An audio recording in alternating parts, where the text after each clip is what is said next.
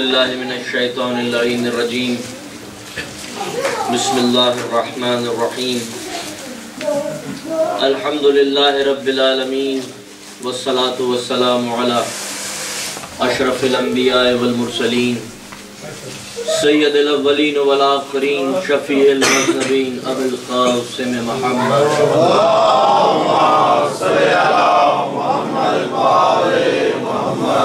وقاتم النبیین واہل بیتہ الطیبین الطاہرین المعصومین المظلومین المنتجبین ولعنۃ اللہ علی اعدائہم اجمعین اما بعد فقد قال اللہ سبحانہ فی کتاب المبین وهو أصدق الصادقين بسم الله الرحمن الرحيم فمن حاجك فيه من بعد ما جاءك من العلم فقل تعالوا ندعو أبناءنا وأبناءكم ونساءنا ونساءكم وأنفسنا وأنفسكم ثم نبتهل فنعجل لعنة الله على الكاذبين صلوات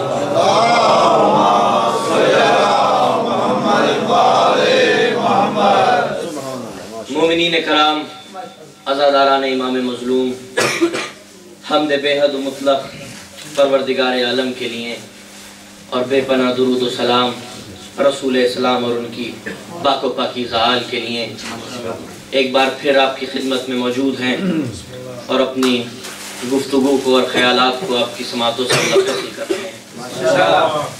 سلامت رہیں آپ کی یہ چہرے کہ جو ذکر اہل بیت سن کر پھولوں کی طرح کھل جاتے ہیں اور اپنے لہو کی طہارت کا ثبوت فراہم کرتے ہیں اور تصدیق کرتے ہیں رسول کی اس حدیث کی کہ لا یبغضوک مومن ولا یحبک منافق، مومن تم سے نفرت نہیں کرے گا، منافق تم سے محبت نہیں کرے گا۔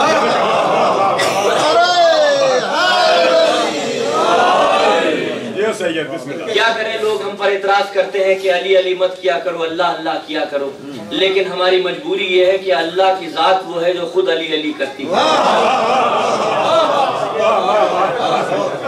جنت کے دروازے کی جب کنڈی ہلتی ہے نا تو علی علی کی آواز آتی ہے۔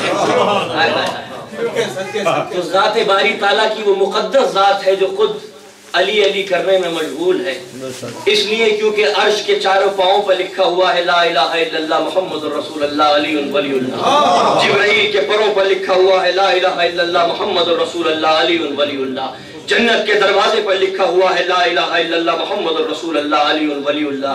اگر کسی صورت سے ان لوگوں کو جنت دے دی بھی گئی تو جب یہ جنت میں جا کے دیکھیں گے باہر دروازے پر لکھا ہوا ہے لا الہ الا اللہ محمد رسول اللہ علی ولی اللہ تو کہیں گے بھائی چھوڑ دو جنت میں مت جانا، یہ جنت نہیں ہے ملنگوں کا امام باڑا معلوم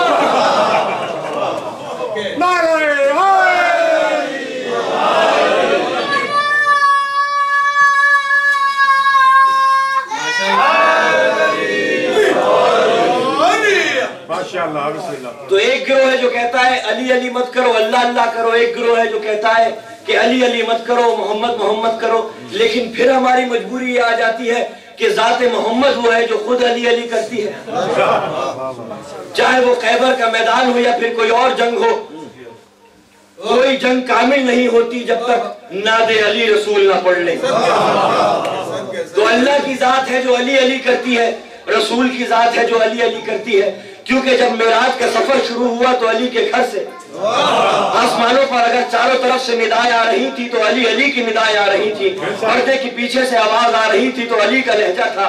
جب واپس لوٹ کے آئے ہیں تو سوئی ہوئی عصمت نے کہا کہ معراج کے واقعات آپ بیان کریں گے یا میں بیان کروں؟ تو جب رسول کی معراج بنا علی علی کے مکمل نہیں ہوتی تو مسلمانوں کی معراج بنا علی علی کے مکمل کیسے ہو سکتی ہے؟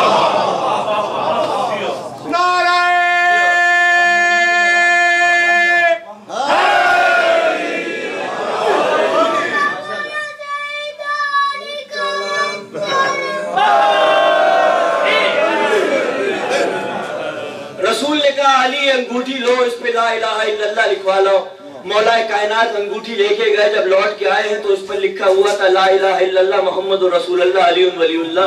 رسول اسلام فرماتے ہیں علی میں نے تو تم سے کہا تھا صرف لا الہ الا اللہ لکھوا کے لانا، مگر اس پہ تو پورا کلمہ لکھا ہوا ہے لا الہ الا اللہ محمد رسول اللہ علی ولی اللہ۔ جبرائیل امین نازل ہوئے، فرماتے ہیں یا رسول اللہ، اللہ فرماتا ہے کہ اس پہ پورا کلمہ اس لیے لکھا ہوا ہے کیونکہ لا الہ الا اللہ آپ کو پسند ہے، محمد رسول اللہ علی کو پسند ہے، علی ولی اللہ اللہ کو پسند ہے۔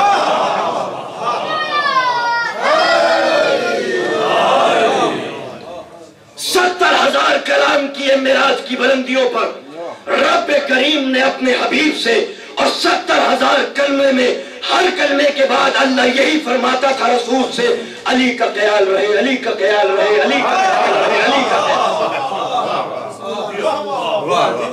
تمہارے دین کی بنیادیں دو ہیں، ایک ولایت اہل بیت اور ایک عزاداری۔ ولایت اہل بیت ہے بنائے دین، عزاداری ہے بقائے دین۔ ولایت اہل بیت پر یقین وہ رکھتا ہے جس کی ماں پاک ہو، اور عزاداری وہ کرتا ہے جس کا باپ پاک ہو۔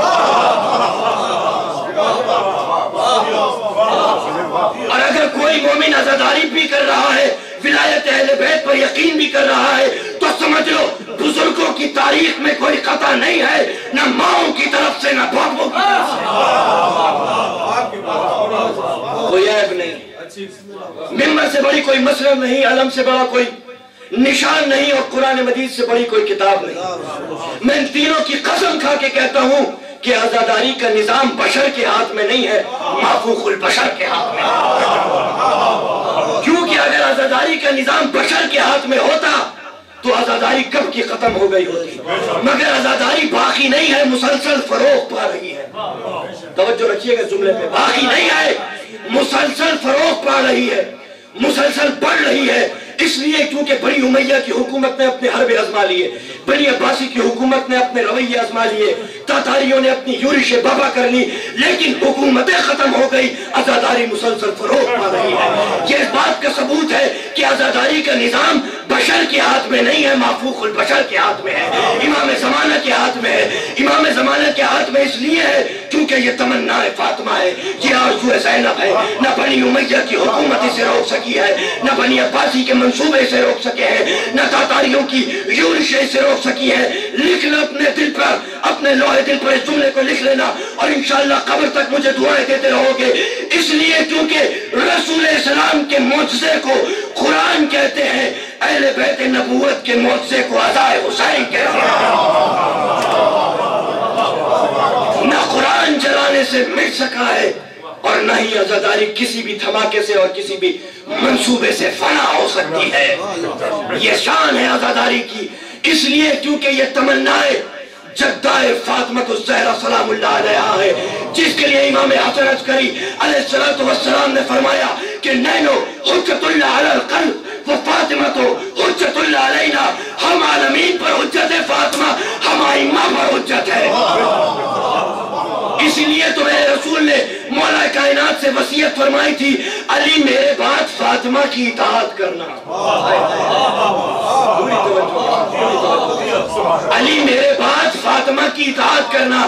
اسی لیے مولا نے فرمایا نحن حجت اللہ علی الخلق وفاطمہ تو حجت اللہ علینا، ہم عالمین پر حجت ہیں، فاطمہ ہم ائمہ پر حجت ہے۔ اب ہم عزاداروں کا کوئی کام نہیں ہے، ہمارے بس دو کام ہے، بی بی کو راضی کرنا ہے ولایت علی سے، اور عزاداری امام مظلوم۔ اس لیے کیونکہ صحیح بخاری میں لکھا ہوا ہے، سننا آخری آدمی تک، صحیح بخاری میں لکھا ہوا ہے کہ اللہ فاطمہ کے راضی ہونے سے راضی ہوتا ہے، اللہ فاطمہ کے ناراض ہونے سے ناراض ہوتا ہے۔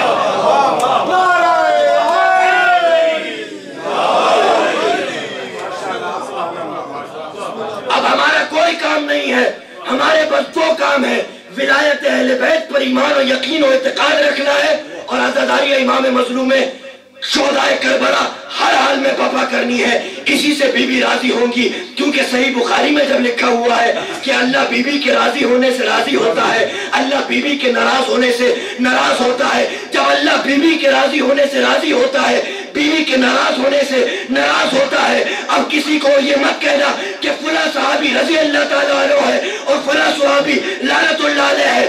یہ دیکھنا بی بی اس سے راضی ہے کہ نہیں. اگر بی بی اس کے لیے دعائیں کرتی ہے تو سلمان رضی اللہ تعالیٰ عنہ ہے, اور اگر بی بی نانماز میں اس کے لیے بد دعائیں کرتی ہے تو مروان لعنت اللہ علیہ ہے.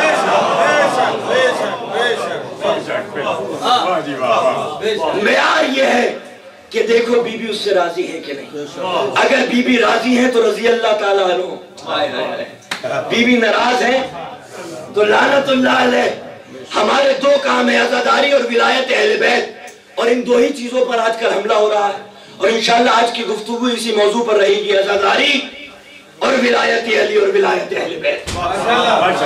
پوری توجہ کے ساتھ, کیونکہ ملت جعفریہ واحد وہ فرقہ ہے, واحد وہ مسلک ہے جو نہ ظالموں کو بھولتا ہے نہ مظلوموں کو, نہ ہادیوں کو فراموش کرتا ہے نہ باغیوں کو, نہ ظالموں کو بھولتا ہے نہ مظلوموں کو.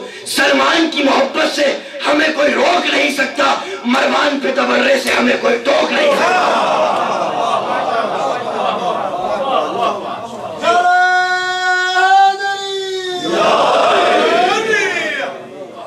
عزاداری قرآن مجید سے ثابت, عزاداری سیرت رسول سے ثابت.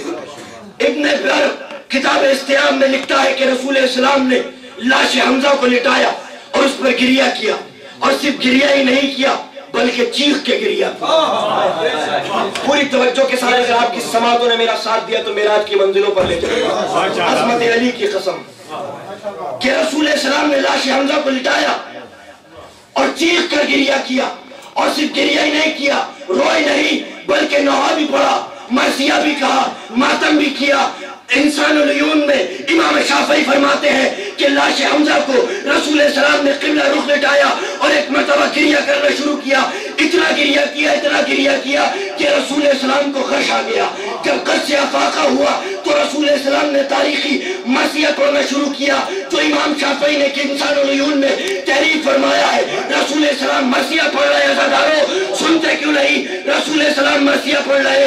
اے رسول کے چچا, اے خدا اور رسول کے شیر, اے اسلام پر سے دین پر سے مصیبتوں کو دور کرنے والے, اے رسول پر سے غموں کو ہٹانے والے, اے نیکیوں کا عمل کرنے والے, اے اچھی باتیں کرنے والے, ہم نہ روتے اگر رسول نہ روتے, ہم گریہ نہ کرتے اگر رسول نے گریہ نہ کیا ہوتا, ہم ماتم نہ کرتے اگر رسول نے ماتم نہ کیا ہوتا, ہم نوحہ نہ پڑھتے اگر رسول نے نوحہ نہ پڑھا ہوتا, ہم مرثیہ نہ کہتے اگر رسول نے مرثیہ نہ کہا ہوتا.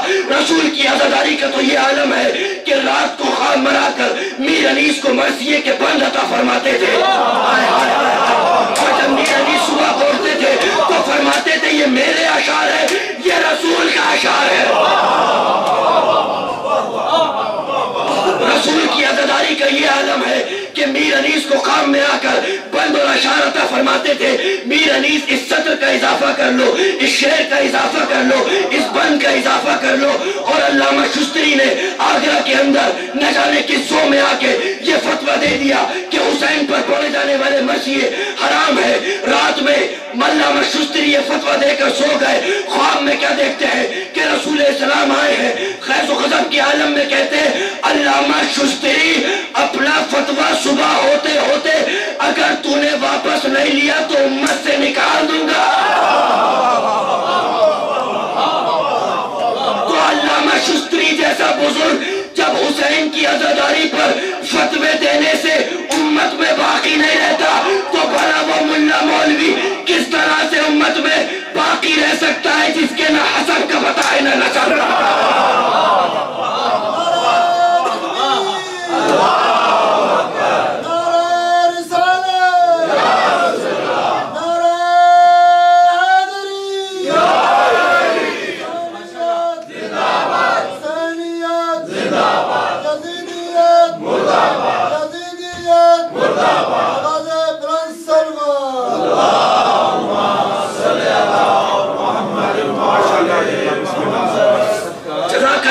صحیح مسلم میں ابو ہریرہ سے روایت ہے, صحیح مسلم میں ابو ہریرہ سے روایت ہے کہ رسول نے اپنے اصحاب کو لیا اور اپنی والدہ ماجدہ کے قبر اقدس پر آ گئے اور خود بھی گریہ کیا اور اپنے اصحاب کو بھی رلایا, یہ بتانے کے لیے کہ اگر انبیاء اور معصومین کے والدین کفر پہ مرا کرتے تو کبھی نبی آ کے اپنے قبر کی ماں کی قبر پر آ کے گریہ نہ فرماتے.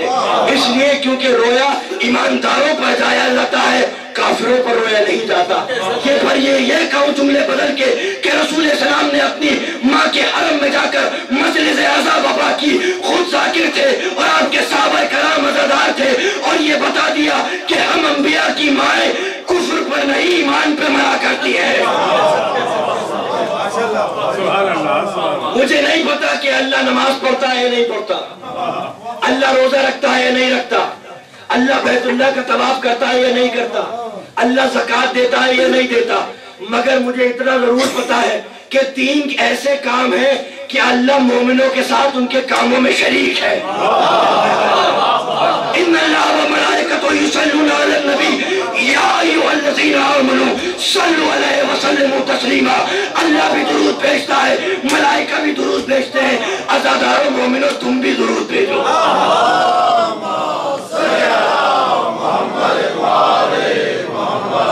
تو مومنوں کے ساتھ اللہ نہ نماز میں شریک، نہ روزے میں شریک، نہ حج میں شریک، نہ زکوٰۃ میں شریک، نہ کسی اور کام میں شریک.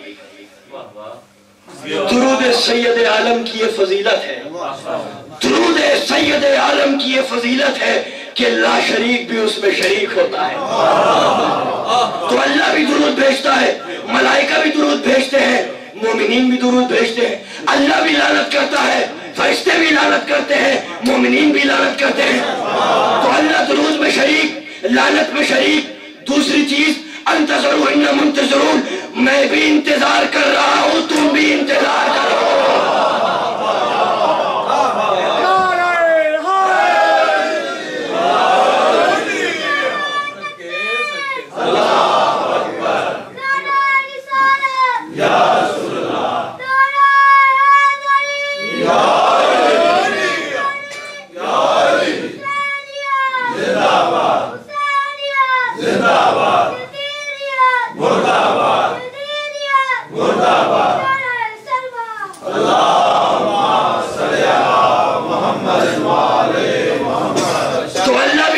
شریک ہے، مومنین بھی شریک ہے.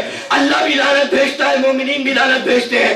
اللہ بھی انتظار کرتا ہے، مومنین بھی انتظار کرتے ہیں. تیسری چیز امام حسین کی عزاداری میں مومنین بھی شریک ہے، اللہ بھی شریک ہے. دلیل یہ ہے اس کی کہ شاہ محدث دہلوی اپنی کتاب تحفہ اثنا شری میں تحریر فرماتے ہیں کہ رسول السلام حجرے میں داخل ہوئے اور ام سلمہ سے کہتے ہیں ام سلمہ میں حجرے میں جا رہا ہوں، کسی کو اندر آنے کی اجازت مت دینا. دروازہ بند ہو گیا. 3 برس کا ننھا سا حسین کھیلتا ہوا آیا، اندر جانا چاہتا تھا کہ ام سلمہ فرماتی ہیں حسین رک جاؤ، تمہارے نانا نے منع فرمایا ہے کسی کو اندر آنے کی اجازت مت دینا. ادھر حسین نے رخ پھیرا، ادھر در رسول کھلنے کی آواز آئی. ام سلمہ ان احکامات کا اطلاق میرے اہل بیت پر نہیں ہوتا.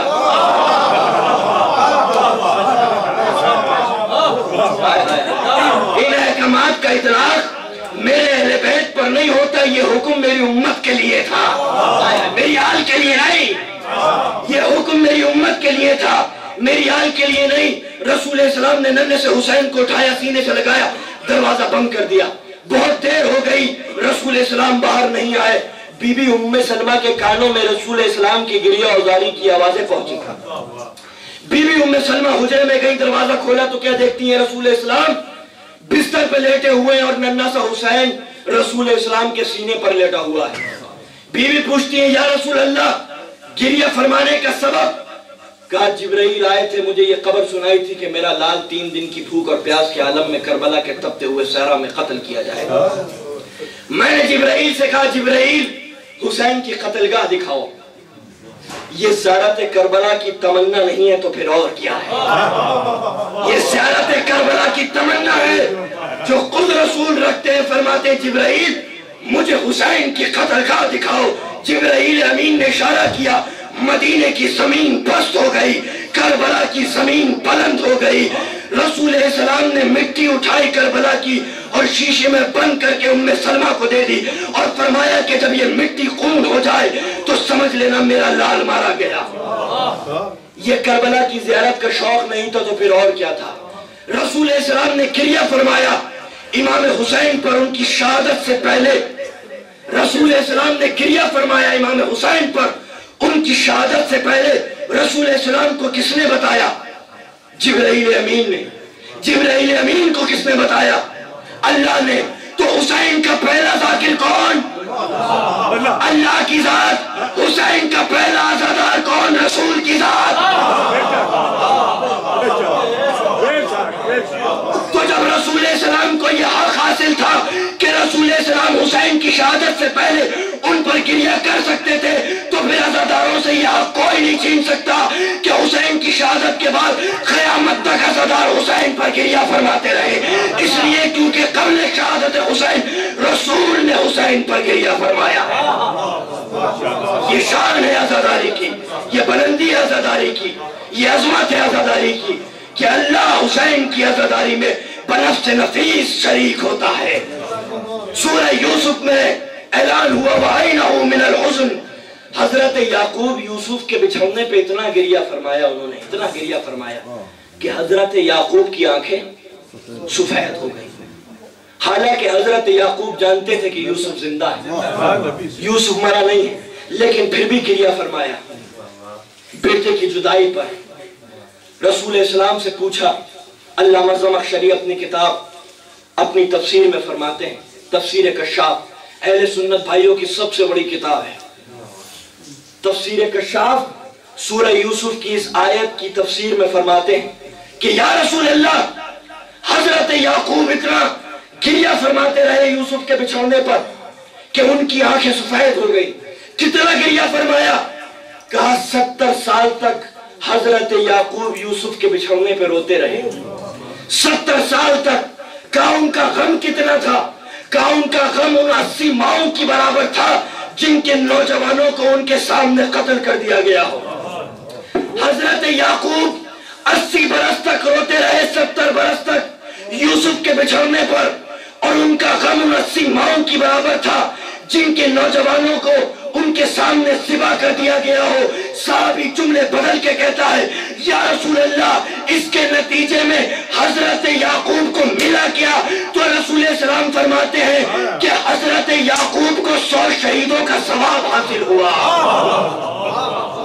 تو جو یعقوب کے بیٹا یعقوب روتا رہا اپنے بیٹے کے بچھڑنے پر، یوسف پر اتنا رویا 80 برس تک، 70 برس تک، کہ حضرت یعقوب کو 100 شہیدوں کا ثواب ملا. اور جو رسول اسلام کے بیٹے پر روتا رہے اس کو کتنے شہیدوں کا ثواب ملے گا مجھے نہیں معلوم.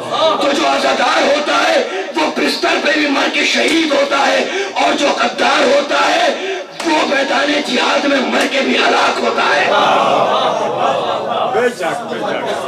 لہذا لوگ جان لو کہ جو لوگ امام حسین کی عزاداری کے خلاف فتوے لگاتے ہیں، اے حسین کی مجلس عزا کو شرک اور بدعت کہنے والوں، اے مجلس و ماتم اور عزاداری کو بدعت اور شرک کہنے والوں، اس سے پہلے کہ تم امام حسین کی عزاداری پر کوئی بھی فتویٰ صادر کرو، اس سے پہلے اپنی ان بنیادی کتابوں کو جلا دینا جنہوں نے یہ ثابت کر دیا کہ رسول عزادار تھے اور تم غدار تھے. میں لندن میں تھا عشرے کے دوران، رات کو مجلس پڑھ کے آیا، کوئی 1 بج رہا تھا رات کا. میں نے ٹی وی کھولا تو تکبیر چینل آ رہا تھا، اس پہ کچھ انسانی شکلوں کے شیطان بیٹھے ہوئے تھے جو تبصرہ فرما رہے تھے، فتوے صادر کر رہے تھے امام حسین کی عزاداری پر کہ بھئی یہ ماتم نہیں ہونا چاہیے، مجلسیں نہیں ہونا چاہیے، یہ جلوس نہیں ہونا چاہیے، یہ شبیہ برآمد نہیں ہونا چاہیے، یہ عالم کی شبیہ، یہ ذوالجناح کی شبیہ، یہ تابوت کی شبیہ، یہ شبیہ برآمد نہیں کرنا چاہیے، یہ شرک ہے معاذ اللہ، یہ بدعت ہے، یہ کفر ہے، یہ وہ ہے، یہ فلاں ہے، یہ دھماکہ ہے. اتنے سارے فتوے صادر کر رہے تھے. میں نے کہا یہ فتوے صادر نہیں کر رہے، یہ اپنی ماؤں کے شجرے بیان کر رہے ہیں. اس لیے کیونکہ علی کی ولایت اور حسین کی عزاداری مشکوک شجروں کے لیے نہیں ہے، قابل اعتبار شجروں کے لیے ہے. ادھر علی کا ذکر ہوتا ہے، حسین کی عزاداری ہوتی ہے، اور منکر کے اوپر موت طاری ہو جاتی ہے.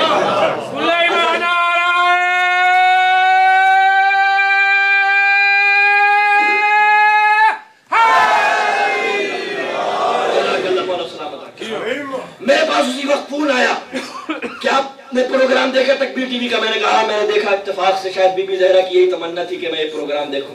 تو کہا کیا ارادہ ہے؟ کہا کل اس کا جواب دیا جائے گا مفصل چینل کے اوپر. میں نے وہ پروگرام کیا اہل بیت ٹی وی کے اوپر, اور ماشاءاللہ لوگوں کے میرے پاس فون آئے, انہوں نے بتایا کہ ان کا کوئی جواب نہیں آیا ہے جو پروگرام ان کی رد میں کیا گیا تھا. 1 ہفتہ ہو گیا, 10 دن گزر گئے, 15 دن گزر گئے, کوئی جواب جو ہم نے کیا تھا عزاداری کی دفاع میں, ان کا کوئی پروگرام اس کے بعد نہیں آیا کہ یہ ثابت کر سکتے کہ جو پروگرام آپ نے کیا تھا وہ ٹھیک نہیں ہے. یہ اعتراض کر رہے تھے کہ شبیہ بنانا نہیں چاہیے. چند اقتصابات آپ کی خدمت میں پیش کر رہا ہوں. شبیہ بنانا نہیں چاہیے, تابوت کی, علم کی, زلجنا کی, یہ نظام عزاداری برپا نہیں ہونا چاہیے, بلکہ فرما رہے تھے کہ کانفرنسز ہونی چاہیے, سیمینار ہونا چاہیے. میں نے کہا ٹھیک ہے, آپ کا جذبہ سلامت رکھے کہ کانفرنس بھی ہونی چاہیے, سیمینار بھی ہونے چاہیے, لیکن جو دم اور طاقت کلچر اور نظام میں ہوتی ہے وہ لفظی بیان میں نہیں ہوتی. جو طاقت رسم و رواج میں ہوتی ہے وہ لفظی بیان میں نہیں ہوتی. ورنہ کیا ضرورت تھی کہ قرآن مجید 6000 سال پرانی سیرت کو اور سنت کو دوبارہ سے زندہ کر دیتا اور حاجیوں سے اور مسلمانوں سے یہ کہتا کہ تمہارا حج مکمل نہیں ہوگا جب تک صفا اور مروہ کے درمیان نہ دوڑو, صحیح نہ کر لو. کیونکہ حضرت حاجرہ صفا اور مروہ کے درمیان 6000 سال پہلے دوڑی تھی, تو اللہ کو یہ ادا اور انداز اتنا پسند آیا کہ اس کو جزو عبادت بنا دیا, جزو حج بنا دیا. اب کسی مسلمان اور حاجی کا حج پورا نہیں ہو سکتا جب تک صفا اور مروہ کے درمیان صحیح نہ کر لے. یہ صحیح نہیں ہے عزادارو, یہ اس عمل کی شبیہ ہے, یہ اس عمل کی شبیہ ہے جو حضرت حاجرہ نے 6000 سال پہلے انجام دیا تھا. میں نے ایک اپنے استاد سے پوچھا, حضور یہ بتائیے کہ حضرت حاجرہ صفا اور مروہ کے درمیان دوڑی تھی, اللہ نے اس کو جزو حج اور جزو عبادت کیوں بنا دیا؟ تو وہ میرے استاد فرماتے ہیں کہ اللہ نے حج میں صفا اور مروہ کو جزو حج اور جزو عبادت اس لیے بنا دیا کیونکہ اس صحیح میں نبی زادے کے مصائب شامل ہو گئے. جو جب نبی زادے کے مصائب شامل ہو جاتے ہیں تو اللہ اس صحیح کو جزو حج بنا دیتا ہے. بلکہ آپ کو معلوم ہے کہ اگر آپ کسی فقیہ سے پوچھیں, کسی عالم سے پوچھیں, اپنے من پسند عالم سے پوچھئے گا کہ اصل حج ہے کیا؟ اصل حج بیت اللہ کا طواف نہیں ہے, اصل حج صفا اور مروہ کے درمیان صحیح کا نام ہے. حج کے بہت سارے اراکین ہیں, بیت اللہ کا طواف, صفا اور مروہ کے درمیان صحیح, شیطانوں کو کنکریاں مارنا. لوگ ہم سے کہتے ہیں کہ بھائی یہ کیا تم تبرہ کرتے رہتے ہو؟ میں نے کہا بھائی تم حاجی ہو, مولا تمہارا جذبہ سلامت رکھے, تم حج کرنے کے لیے جاتے ہو, یہ صحیح کرتے ہو, یہ کیا ہے؟ میں نے کہا یہ صحیح نہیں ہے, یہ تولہ ہے. اور میں نے کہا 3 شیطانوں کو کنکری مارتے ہو, یہ کنکریاں مارنا نہیں ہے, یہ تبرہ ہے. اور حج پورا نہیں ہو سکتا جب تک تولہ شامل نہ ہو جائے, تبرہ شامل نہ ہو جائے. مسلمان دوران حج ذی الحجہ کی 10ویں تاریخ کو دمبا ذبح کرتے ہیں نا دمبا. یہ دمبا کیا ہے؟ یہ دمبا شبیہ ہے. اور سلامت رکھے, پوری توجہ کے ساتھ, پوری بیداری کے ساتھ, یہ دمبا شبیہ ہے اس جانور کی جو نبی زادے کے کام آیا تھا. یہ شبیہ ہے اس دمبے کی جو نبی زادے کے کام آیا تھا. جب تک یہ جانور قصاب کے پاس تھا لائق احترام نہیں تھا, لائق عزت نہیں تھا.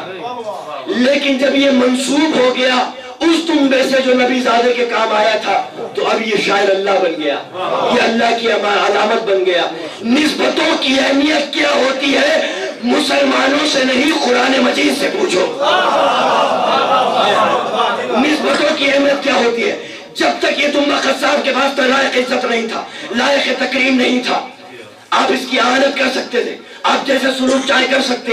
لیکن جب یہ منسوب ہو گیا اس دمبے سے جو نبی زادے کے کام آیا تھا تو اب آپ کے اوپر واجب ہے کہ آپ اس کی عزت کریں, آپ اس کی تکریم کریں, آپ اس کی توہین نہیں کر سکتے, آپ اس کو بھوکا اور پیاسا نہیں رکھ سکتے. آپ کے اوپر شرعاً واجب ہے کہ آپ اس کی عزت کریں. کیوں؟ اس لیے کیونکہ وہ نبی زادے کے کام آیا تھا. اب تب تک یہ قصاب کے پاس تھا, یہ جانور تھا. جب یہ منسوب ہو گیا نبی زادے کے اس دمبے سے تو قرآن مجید فرماتا ہے وَالْبَدَنْ جَعَلْنَا لَكُمْ مِنْ شَعَائِرِ اللَّهِ ہر کسی سے جانور مت سمجھنا، خبردار یہ جانور نہیں ہے، اللہ کی علامت بن چکا ہے۔ وَالْبَدَنْ جَعَلْنَا لَكُمْ مِنْ شَعَائِرِ اللَّهِ یہ جانور نہیں ہے، اللہ کی علامت بن گیا ہے۔ تو جو جانور حضرت ابراہیم کے بیٹے کے کام آ جائے وہ اللہ کی علامت بن جائے، شاعر اللہ بن جائے، اور جو رسول کے بیٹے کے کام سلجھنا آ جائے وہ شاعر اللہ نہ بنے۔